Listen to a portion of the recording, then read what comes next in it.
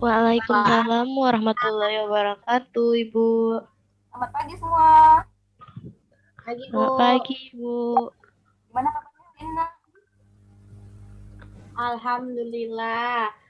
Sehat, Bu. Oke, alhamdulillah kalau semuanya sehat. Nah, sebelum kita mulai pelajaran hari ini, coba Fian bisa doa, Nak? Bisa, Bu. Ya, silakan Fian pimpin doa hari ini. Baiklah teman-teman, marilah kita berdoa menurut kepercayaan ajaran masing-masing sebelum kita memulai pelajaran pada hari ini. Berdoa mulai. Selesai. Baiklah, terima kasih ya Fian doanya tadi. Jadi sebelum Ya, kita Bu. mulai hari ini, Ibu akan absen terlebih dahulu ya. Yang pertama, Ade Ulansari, Ade ada? Saya, Bu. Alfian Kisna Asyari. Saya, Bu. Oke. Lahu Rahma. Hadir, Bu. Oke, Madu ada? Hadir, Bu. Oke, alhamdulillah kalau hadir semua. Nah, kita akan langsung saja mulai pelajaran hari ini. Bentar ya, Ibu share screen dulu. Oke, jadi minggu lalu kan kita sudah belajar mengenai dampak kolonialisme dan imperialisme pada bidang politik. Nah, sebelum Ibu lanjut ke materi selanjutnya, ada yang masih ingat nggak sih sama pelajaran minggu lalu yang udah Ibu jelasin? Kalau dicatat pasti ingat. Coba ada yang ingat nggak tentang pelajaran yang minggu lalu? Saya, Bu. Ya, Ade. Coba apa, Ade? Minggu kemarin kita membahas tentang dampak imperialisme dan kolonialisme di bidang politik, Bu. Di mana Belanda melakukan kebijakan yang sangat ketat dan cenderung menindas, Bu. Ya, Ade, bagus sekali. Nah, berarti Ade nyatet tuh pelajaran minggu lalu. Oke, kita lanjut aja untuk materi selanjutnya. Sebentar ya, laptop Ibu agak nge-lag. Kita akan melanjutkan pelajaran selanjutnya, yaitu tentang dampak kolonialisme dan imperialisme pada bidang ekonomi. Nah, jadi di sini akan Ibu jelaskan lagi. Jadi, untuk dampak imperialisme dan kolonialisme pada bidang ekonomi, yang pertama itu adanya perubahan sistem perekonomian tradisional. Nah, jadi dalam sistem modern ini, jadi tanah milik raja itu berubah menjadi milik kolonial. Jadi, untuk sistem sewa tanah itu yang tadinya milik kerajaan, kemudian itu berubah menjadi milik kolonial. Lalu, nah mereka itu kolonial mencari kekayaan dan uang itu sebagai tujuan utama mereka dalam menjajah Indonesia. Kemudian mereka itu mendapatkan kekayaan dan uang itu dari hasil bumi, dari para petani jual hasil bumi kepada mereka, namun itu sudah ditetapkan berapa jumlahnya dan itu sangat merugikan bagi kaum pribumi. Nah, selanjutnya itu adalah perkembangan di bidang perbankan. Jadi selain adanya daripada sistem tanah raja, itu adanya imperialisme itu membuat adanya perbankan di Indonesia. Nah, yang selanjutnya itu adalah adanya kemajuan komunikasi dan transportasi. Jadi, adanya kemajuan komunikasi dan transportasi ini tuh memunculkan adanya kota-kota baru di mana itu adanya jalur-jalur transportasi seperti dibuatnya jalur kereta, dibuatnya pelabuhan, dan yang lain-lain. Yang selanjutnya itu adalah dampak sosial budaya. Nah, adanya dampak sosial budaya ini yang pertama adanya kehidupan diskriminatif, di mana kehidupan diskriminatif ini orang-orang kulit putih itu dianggap sebagai orang yang nomor satu atau sebagai kasta pertama, sedangkan yang kedua itu adalah orang-orang dari negara lain, dan yang ketiga sebagai kasta ketiga itu adalah orang-orang pribumi.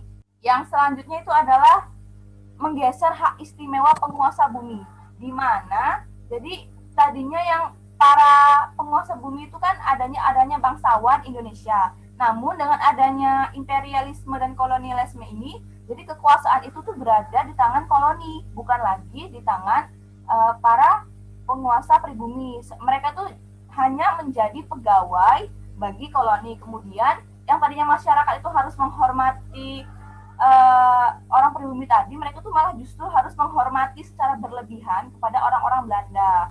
Kemudian itu yang ketiga adalah perkembangan kebudayaan barat yang dipaksakan. Jadi adanya dampak imperialisme dan kolonialisme di bidang sosial budaya ini itu membuat orang-orang barat itu harus memaksakan kebudayaan itu kepada Indonesia, di mana yang tadinya seperti ada sopan santun, ada gotong royong, ada adat istiadat tentang keraton itu jadi diubah. Kemudian seperti adat-adat barat seperti seperti adanya minum-minuman, nanti pergaulan bebas antara laki-laki dan perempuan yang tidak ada batasnya, itu menjadi masuk ke Indonesia dan menggeser kebudayaan yang ada di Indonesia. Jadi setelah masuknya kolonialisme dan imperialisme ini juga itu membuat agama Kristen itu semakin berkembang di Indonesia, yang itu membuat kultur shock bagi agama Islam di Indonesia yang merupakan itu mayoritas bagi orang Indonesia. Nah, untuk dampak selanjutnya itu adalah dampak di bidang pendidikan. Jadi yang pertama itu dikembangkan pendidikan orang Belanda dan pribumi. Jadi dengan adanya imperialisme ini itu juga tuh membuat pendidikan di Indonesia itu juga bertambah. Jadi walaupun adanya tadi hal-hal negatif, tapi dengan adanya imperialisme dan kolonialisme ini, pendidikan di Indonesia tuh jadi berkembang. Hal itu nantinya yang akan membuat Indonesia itu semakin maju lagi, yang menumbuhkan sekolah-sekolah baru. Jadi seperti nanti adanya sekolah menengah atas, sekolah menengah ke bawah, itu baik untuk pribumi ataupun untuk Belanda. Yang selanjutnya adalah mempercepat proses modernisasi dan munculnya kaum terpelajar. Karena ada pendidikan ini, nanti itu akan munculnya kaum terpelajar. Nah, kaum terpelajar inilah yang akan memberikan perubahan bagi Indonesia, di mana mereka ini akan menumbuhkan semangat bagi para pelajar lain atau masyarakat lain, di mana mereka tuh harus memperjuangkan kemerdekaan mereka. Oke, selesai sampai di sini untuk penjelasan materi kolonialisme dan imperialisme. Nah, sebelum kita lanjut, coba Ibu mau tanya, anak-anak apakah ada yang mau bertanya? Ada yang mau bertanya, Nak? Saya Bu, Ya, saya Ibu, ingin bertanya. kita mau bertanya apa? Nah, jadi gini Bu, kan tadi sudah Ibu jelaskan dampak pada bidang pendidikan. Nah, yang ingin saya tanyakan, jelaskan salah satu dampaknya dalam bidang pendidikan, yaitu dikembangkan pendidikan orang Belanda dan pribumi. Nah, pendidikan tersebut itu apa saja ya Bu? Oke, Ita, terima kasih Mungkin hanya itu. Nak. Bagus sekali pertanyaan kamu. Ya, tadi Ibu lupa untuk menjelaskan. Oke, ini sini akan Ibu share screen lagi. Kebetulan Ibu sudah membuat posternya. Nah, di sini ya. Oke.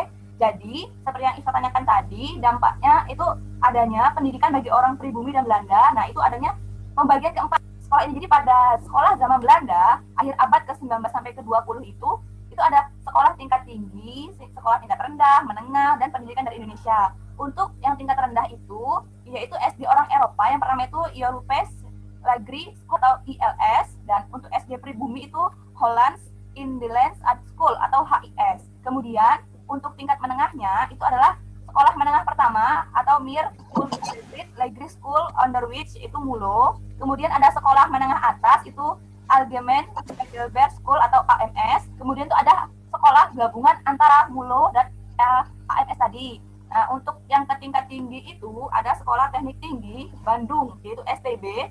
Terus kemudian sekolah kedokteran Jakarta, lalu ada Indis Arsen, Sofia, terus ada sekolah tinggi hukum di Jakarta juga yaitu RHS. Nah, untuk pendidikan dari Indonesia itu ada Budi Utomo yaitu Muhammadiyah dan Perguruan Nasional Taman Siswa. Nah, itu jadi itu adalah sekolah-sekolah yang didirikan oleh Belanda untuk orang Belanda dan untuk Indonesia. Nah, sekarang karena waktunya juga udah mau habis, jadi Ibu di sini coba mau tanya, ada yang bisa ngasih kesimpulan nggak kira-kira? Ya udah, kalau nggak ada, langsung Ibu aja ya yang kasih kesimpulan. Nah, jadi kesimpulan pada pelajaran hari ini yaitu walaupun sebenarnya adanya imperialisme dan kolonialisme di Indonesia itu lebih banyak menimbulkan hal negatif, namun juga adanya imperialisme dan kolonialisme juga memberikan dampak positif bagi Indonesia. Contohnya seperti yang sudah Ibu jelaskan tadi, antaranya itu adanya berkembangnya bidang perbankan, lalu adanya pembangunan-pembangunan seperti jalur kereta, adanya pelabuhan. Nah, yang lebih terlihat lagi adalah kepada bidang pendidikan, di mana walaupun koloni itu memberikan pendidikan kepada Indonesia dengan syarat, namun juga itu dengan adanya pendidikan itu membuat Indonesia itu semakin berkembang, di mana itu nantinya akan muncul kaum terpelajar seperti yang sudah Ibu jelaskan tadi. Nah, itu adalah kesimpulan pelajaran kita pada hari ini. Ibu harapkan nantinya semuanya lebih aktif lagi ya ketika Ibu menjelaskan, dan semuanya nanti mengikuti Ifta juga. Banyak bertanya, jangan diam, enak ya. Oke, untuk selanjutnya Ibu itu akan memberikan tugas kepada kalian, oke? Jadi nanti Ibu akan share ke kalian di grup WA aja, nanti Ibu akan kasih soal latihan 5 soal tentang pelajaran pada hari ini. Kalau kalian memperhatikan dan mencatat, pasti kalian akan bisa jawab. Jadi Ibu akan kasih waktu sampai nanti malam jam 8 dan dikumpul di grup WA ya. Itu menggunakan format Word. Nah, oke. Sampai di sini dulu pelajaran kita pada hari ini. Semoga bermanfaat bagi anak-anak sekalian. Lah, Ibu akhiri pelajaran pada hari ini. Wassalamualaikum warahmatullahi wabarakatuh. Waalaikumsalam warahmatullahi wabarakatuh. Waalaikumsalam warahmatullahi wabarakatuh. Terima kasih, Bu. Gimana? Terima kasih.